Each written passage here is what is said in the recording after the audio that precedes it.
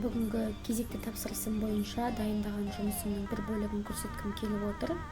Абай Құнанбайұлының ғылым таппай мақтанба шығармасы бойынша бізде оқу мақсатына сай осындай екінші тапсырма құрастырылды. Бұл негізі бізде семантикалық карта болатын, бірақ оқушыларға қызықты түрде басқаша жеткізгім келді.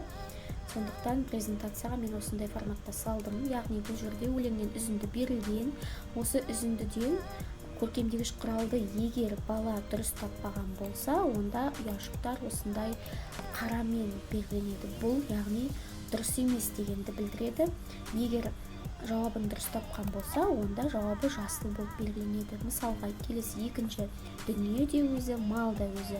Ғылымға көңіл бөлсеңіз деген үзіндіден бала көркемдегіш құралды дұрыс таба алмаса қарамен белгіленеді. Егер дұрыс тапқан болса, онда жасылмен белгіленетін болады. Осы тапсырманың қазір мен жасалу жолын сіздерге түсіндіремін. Бұл жерде фигураларды осылай дайындап аласыз, өзіңізге қажетті етіп. Одан кейін фигураның үстінен басып, формат бөліміне кіріп, область выделения дегенді басасыз да, мына жердегі фигураларды өзіңіз түсінетіндей қылып атауларын өзгертіп аласыз. Мысалға, эпитет, келесі метафора, метонимия, одан кейін аллертация. Одан кейін эпитеттің үстінен басасыз, анимация бөліміне кіресіз, добавить анимацию басасыз, дополнительный дегенді басасыз. Сосын осы анимацияның үстінен триггер қоясыз, по щелчку дейсіз, эпитет дегенді басасыз. Келесі метафора жауап бізде бұл дұрыс емес, сондықтан добавить анимацияға кіресіз, затемнение дегенді басасыз.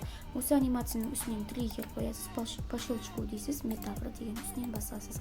Метонимия тағы да бізде дұрыс емес, затемнение дегенге басып, триггер қоясыз. Аллертация тағы да солай. Яғни добавить анимацию, затемнение, триггер бөліміне кіресіз, по щелчку дейсіз, сосын аллертация дегенді кіресіз. Тексеріп қараймыз, талап еңбек терең ой, қанағат рақым ойлап қой. 5 асыл іс көнсеңіз.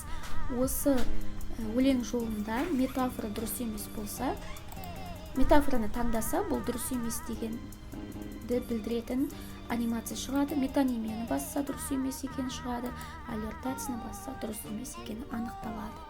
Келесі эпитетті басса, яғни жауап дұрыс дегенді білдіреді. Мысалға, екінші жолда бізге тап осылай жасау керек болатын болса, те жасағыңыз келсе, осының барлығын копировать етесіз, кері вставить етіп қойып аласыз. Бұл жерде бізде метафора дұрыс жауап болатын болса, жай ғана эпитет пен метафораның орнын ауыстыра салыңыз. Және атауын өзгерте қойыңыз, эпитет және метафора. Сонда біздің бірінші қойған анимация бойынша дайын болады.